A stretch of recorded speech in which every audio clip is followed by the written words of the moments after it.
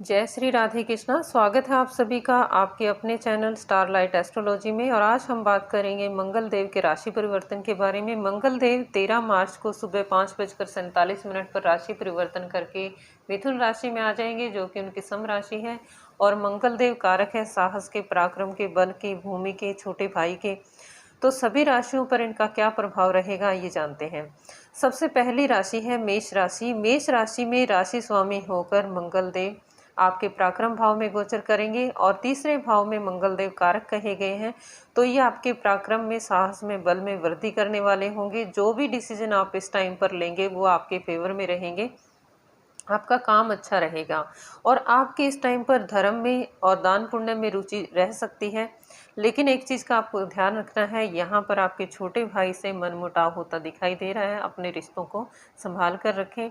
और इस टाइम पर आप कर्ज ले सकते हैं। अगर आप कर्ज लेना चाहे ले सकते हैं, वो आपके लिए फ़ायदेमंद रहेगा। लेकिन किसी को कर्ज ना दें। अगर आपने किसी को पैसे उधार दे दिए तो आपके पैसे फंस सकते हैं, वापस नहीं आएंगे। बात कर लेते हैं अगली राशि वृषभ राशि की। वृषभ राशि में मंगल देव 12वें भाव के और 7वें भाव के स्वामी होकर आपके सेकंड भाव में गोचर करेंगे।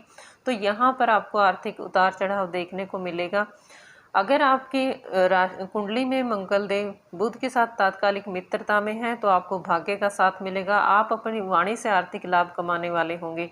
जैसे अगर आप मार्केटिंग लाइन में हैं या जमीन से रिलेटेड आप कोई काम करते हैं तो यहाँ पर आपको आर्थिक लाभ होता दिखाई दे रहा है। और अगर तात्कालिक शत्रुता में हुए तो फिर आपके जीवन में मानसिक अशांति, पारिवारिक कलह ये बना देंगे। वाणी से आपके ये काम बिगाड़ने वाले होंगे। बात कर लेते हैं अगली राशि मिथुन राशि की। मिथुन राशि में मंगल देव छठे भाव के और लाभ भाव के स्वामी होके आपकी राशि में ही गोचर करेंगे। तो यहाँ पर ये आप में क्रोध की मात्रा को बढ़ा देंगे। आपके अंदर एक जिद आ जाएगी। आपका टेम्पर हाई रह सकता है इस टाइम के दौरान। और इसकी वजह से आपके स्वास्थ्य में परेशानी भी आपको देखने को मिल सकती है। अगर कोई किसी के साथ आपकी कहा सुनी होती है, कोई झगड़ा हो जाता है, तो कोर्ट कचहरी के चक्कर में ना पड़े। हो सकता है कि आप हो सके तो इस विवाद को बाहर ही सुलझाएं, बातचीत करके इसको सुलझा सकते हैं। और जो लोग शादी करना चाहते हैं उनकी लिए अभी विलंब है, अभी बात नहीं बन पाएगी। और अगर आप पार्टनरशिप में काम कर रहे हैं तो उससे बचें। माता के स्वास्थ्य में परेशानी आ सकती है क्योंकि इनकी जो दृष्टि है वो आपके चतुर्थ भाव पर पड़ेगी। तो माता के स्वास्थ्य में परेशानी या माता के साथ मन मुटाव की सिचुएशन ये बना देंगे। बात कर लेते हैं वृश्चिक राशि की। वृश्चिक राशि में मंगल देव आपके पंचम भाव के और दसम भाव के स्वामी होकर आपके 12वें भाव में गोचर करेंगे। तो यहाँ पर ये आपके खर्चे को बढ़ा देंगे। लेकिन हो सकता है कि अगर आप विदेश से जुड़कर काम करें, फॉरेन कंट्री से जुड़कर अगर आप काम करते हैं, इंपोर्ट एक्सपोर्ट का आपका काम है, तो ये आपके लिए फ़ायदेमंद रहेगा। आपके पराक्रम में वृद्धि करने वाले होंगे। लेकिन फिर भी खर्चे को आपको नियंत्रण करना होगा, क्योंकि अगर आप अच्छे कार्य पर पैसे लगाते हैं तो अच्छा रहेगा। जैसे मान लिया आप फॉरेन से रिलेटेड कोई काम कर रहे हैं, वहाँ पर आप पैसा इन्वेस्ट कर रहे हैं, तो वो आपके लिए फ़ायदेमंद रहेगा। और अगर आप इस चीज़ को यूटिलाइज नहीं कर पा रहे तो आपका खर्चा है कि नहीं, कोर्ट कचहरी से रिलेटेड चीज़ों पे, विवाद पे आपके पैसे लगवा सकते हैं। और आपकी पत्नी के साथ मनमुटाव यहाँ पर हो सकता है।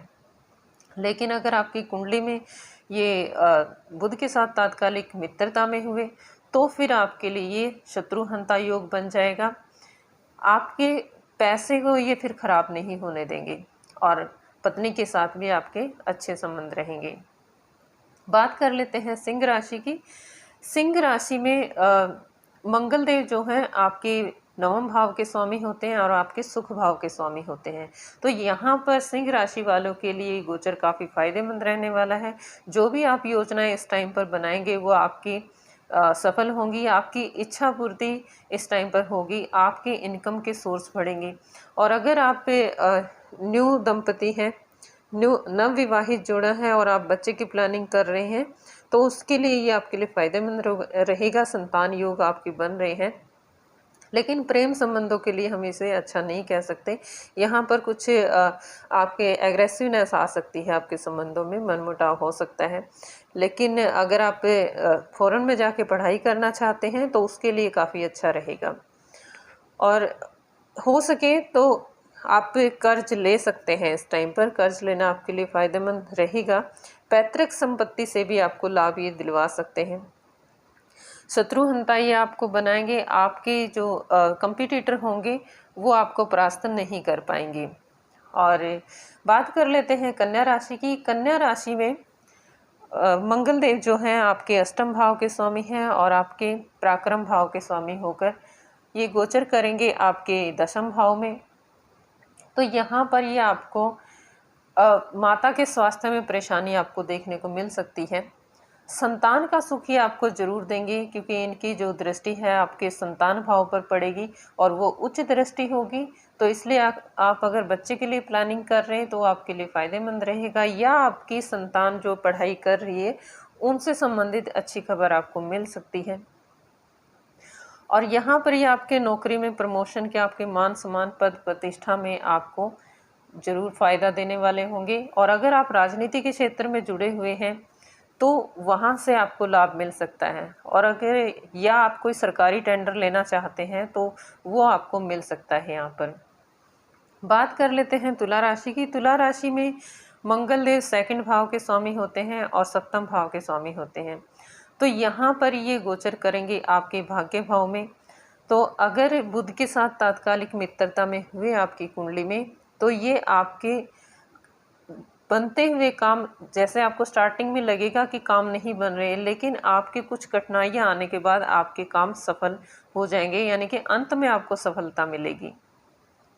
और पत्नी का सम्मान करें। अगर आप अपनी पत्नी का सम्मान करते हैं तो आपको ये फ़ायदेमंद रहेगा, आपके व्यापार में लाभ रहेगा और आपको पैतृक संपत्ति से पैतृक, अगर आपका कोई व्यापार है जो आपके बड़े आप वो व्यापार कर रहे थे और वही व्यापार आप कर रहे हैं, तो उसमें ये आपके लिए लाभदायी रहेगा। इसलिए आपको कुछ चिंताजनक लगेगी सिचुएशन, लेकिन बाद में सब कुछ ठीक हो जाएगा। बात कर लेते हैं वृश्चिक राशि की। वृश्चिक राशि में मंगल देव जो है ये राशि स्वामी भी हैं और आपके छठे भाव के स्वामी हैं, और ये गोचर करेंगे अष्टम भाव में। तो यहाँ पर आपको थोड़ी सावधानी रखनी होगी, क्योंकि राशि स्वामी खुद आ रहे हैं अष्टम भाव में, तो थोड़ी परेशानी तो यहाँ पर ज़रूर देंगे। कोई भी काम होगा उसमें अड़चनें पैदा होंगी। और अगर आप कोई गाड़ी चला रहे हैं तो गाड़ी ध्यान से चलाएं इस टाइम पर। और अगर आप कहीं ट्रैवल कर रहे हैं तो हो सकता है आपका कोई सामान चोरी हो सकता है, तो थोड़ा सा इस चीज़ का ध्यान रखना होगा। लेकिन अगर आपका कोई ज़मीन से रिलेटेड कोई विवाद चल रहा था तो वो हल हो सकता है। इस टाइम पर आप मकान ले सकते हैं, लेकिन आपको धोखेबाजी से बचना होगा। षड्यंत्र आपके खिलाफ लोग कर सकते हैं, लेकिन इसका एक सोल्यूशन है। अगर आप अध्यात्म से जुड़ेंगे, जितना आप धार्मिक हो जाएंगे इस गोचर में, उतना ही आप अपना बचाव कर सकते हैं। यानी कि अगर आप धार्मिक होंगे तो जितनी मैंने ये प्रॉब्लम बताई है उनसे आप बच जाएंगे, नहीं तो परेशानी आपको आएगी। बात कर लेते हैं धनु राशि की। धनु राशि में मंगल देव पंचम भाव के स्वामी होते हैं और 12वें भाव के स्वामी होते हैं, और ये गोचर करेंगे आपके सप्तम भाव में। इसलिए आपके दाम्पत्य जीवन पर इसका प्रभाव देखने को मिल सकता है। तो अपने जीवन साथी के साथ सामंजस्य बना के रखें। और जो लोग शादी करना चाहते हैं उनकी शादी में अभी विलंब है, अभी टाइम सही नहीं आया, थोड़ा सा वेट आपको करना पड़ेगा। और अगर आप व्यापार पार्टनरशिप में काम करते हैं तो उसमें भी आपको थोड़ा संभल कर चलना पड़ेगा, क्योंकि मंगल देव आपकी राशि पर दृष्टि डालेंगे तो आपके लगन को देखेंगे। तो यहाँ पर धैर्य की कमी आप में आ जाएगी, गुस्सा आपको आ जाएगी। वैसे भी आपकी अग्नि तत्व की राशि है, गुस्सा आप लोगों को जल्दी आ जाता है, तो यहाँ पर थोड़ा सा आपको संभल कर चलना होगा, वरना अपनी वाणी के कारण आप आर्थिक नुकसान आपको उठाना पड़ेगा। बात कर लेते हैं मकर राशि की। मकर राशि में मंगल देव सुख भाव के स्वामी होते हैं और लाभ भाव के स्वामी होते हैं। तो यहाँ पर आपके लिए ये अच्छा रहेगा। आप अपने सुखों के लिए लाभ जरूर प्राप्त करेंगे, सुख साधनों में आपकी वृद्धि करने वाले होंगे मंगल देव। अगर आप पीआर के लिए अप्लाई करना चाहते हैं इस टाइम पर, विदेश में सेटलमेंट के लिए, तो ये समय आपके लिए काफ़ी अच्छा हो सकता है। यहाँ पर शत्रुहंता योग ये आपके लिए बनाएंगे। अगर आप कर्ज लेकर काम करेंगे तो ये आपके लिए फ़ायदेमंद रहेगा, लेकिन कर्ज किसी को देना नहीं है, अदरवाइज़ आप कर्ज में फंस जाएंगे। लेकिन एक चीज़ का ध्यान और रखना आपने, जब भी आप कोई ज़मीन लेते हैं उसमें आपको सावधानी रखनी ज़रूरी है, उसमें सोच समझ कर आपको निर्णय लेना होगा। और अगर आपका कोई कोर्ट केस चल रहा है तो उसमें फैसला आपके हक में आ सकता है। बात कर लेते हैं कुंभ राशि की। कुंभ राशि में मंगल देव पराक्रम भाव के स्वामी हैं और दसम भाव के स्वामी हैं और ये गोचर करेंगे आपके पंचम भाव में।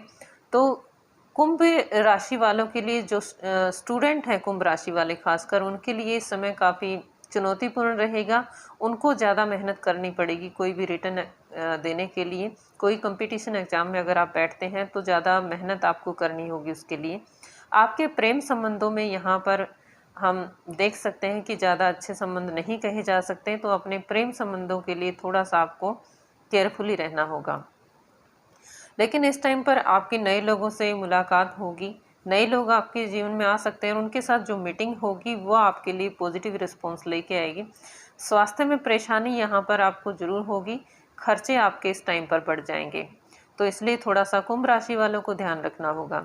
बात कर लेते हैं मीन राशि की। मीन राशि में मंगल देव जो होते हैं आपके भाग्य के स्वामी होते हैं और आपके धन भाव के स्वामी होते हैं। मंगल देव अति योग कारक होते हैं मीन राशि के अंदर और ये गोचर करेंगे आप चतुर्थ भाव में। तो यहाँ पर ये आपको सरकार से लाभ दिलवा सकते हैं, पिता से लाभ दिलवा सकते हैं, भाग्य का सुख आपको मिलेगा, आपकी पैतृक संपत्ति आपको इस टाइम पर मिल सकती है, यानी कह सकते हैं आपका कोई काम नहीं रुकेगा, धन आपको आता रहेगा इस टाइम पर। लेकिन अगर बुध के साथ है ये तात्कालिक शत्रुता में हुए आपकी राशि में, तो ये फिर पारिवारिक कलह को बढ़ा देंगे, मानसिक अशांति आपको देंगे और कोई अप्रिय समाचार आपको सुनने को मिल सकता है। तो ये था राशिफल। लेकिन आपको ध्यान रखना है कि आपकी कुंडली में बुध का और मंगल का कैसा संबंध बन रहा है, क्या वो तात्कालिक शत्रुता में है या तात्कालिक मित्रता में है, तो इस चीज़ का आपको ध्यान रखना होगा। और एक चीज़ और, अगर आपकी कुंडली में इसकी दशा, महादशा या अंतरदशा चल रही है तो ही आपको गोचर का ये प्रभाव आपको पूर्ण रूप से मिलता दिखाई देगा। और अगर आपकी कुंडली में मंगल देव आपको अशुभ परिणाम दे रहे हैं, अशुभ फल प्रदान कर रहे हैं, तो आपको हनुमान चालीसा का पाठ करना चाहिए रोजाना। और अगर ज़्यादा ही प्रॉब्लम है तो बजरंग बाण का पाठ कीजिए। तो ये था आज का वीडियो, मिलते हैं अगले वीडियो में, तब तक के लिए धन्यवाद।